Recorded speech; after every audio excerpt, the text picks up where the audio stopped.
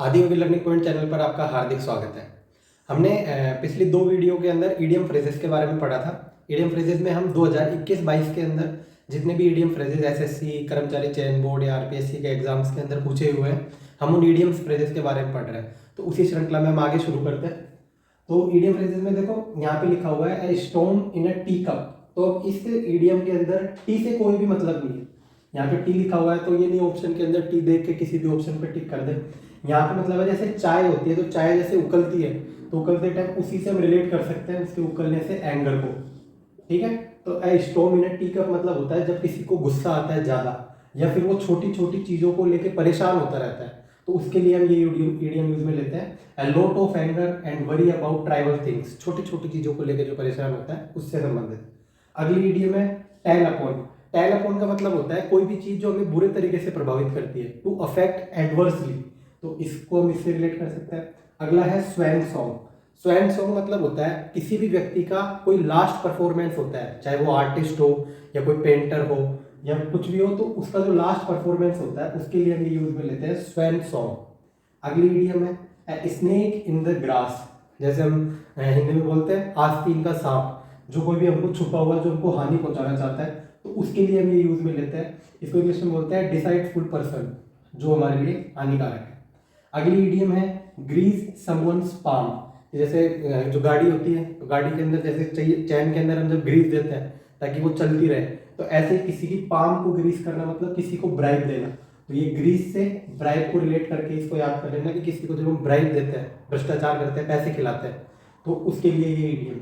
अगला लिखा हुआ है लेट डाउन। लेट डाउन का मतलब डाउन मतलब नीचे की ओर आना, तो हम लेट डाउन से इसको रिलेट कर देंगे। तो टू फेल मतलब किसी भी चीज के अंदर जब फेल हो जाते हैं तो उसके लिए हम लेट डाउन।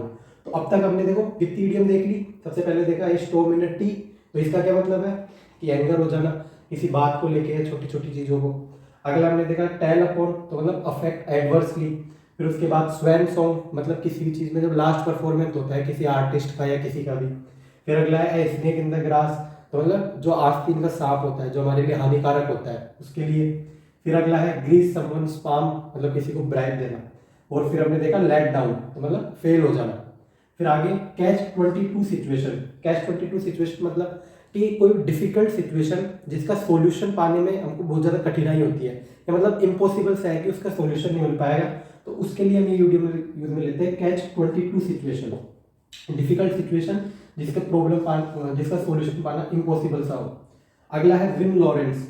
विन लॉरेंस मतलब जैसे लॉरेंस के जैसे कोई अवार्ड वगैरह लेते हैं, तो उसके लिए ये ईडीएम यूज में लेते हैं। टू गेन हॉनर, कोई भी हम अवार्ड प्राप्त करते हैं उसके लिए। अगली ईडीएम है a kick in the teeth. A kick in the teeth मतलब जब हमको कोई भी धक्का लगता है किसी बात से, हम उदास हो जाते हैं, डिसअपॉइंट हो जाता है, तो उसके लिए ये ईडीएम है a kick in the teeth, great disappointment, एक जो गहरी उदासी होती है उसके लिए।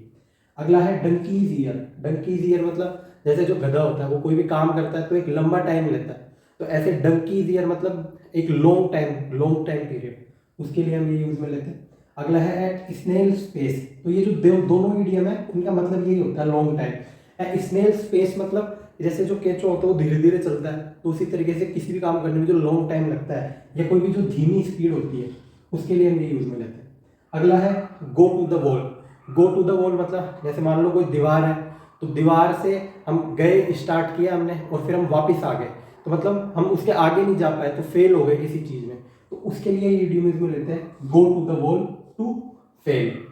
आगे है नॉक डाउन। नॉक डाउन मतलब जैसे कोई भी बिल्डिंग है या कोई भी चीज है जिसको हम गिरा देते हैं, डाउन कर देते हैं, डिमोलिश किसी बिल्डिंग को, तो उसके लिए ये ईडीएम में लेते हैं नॉक डाउन, टू डिमोलिश।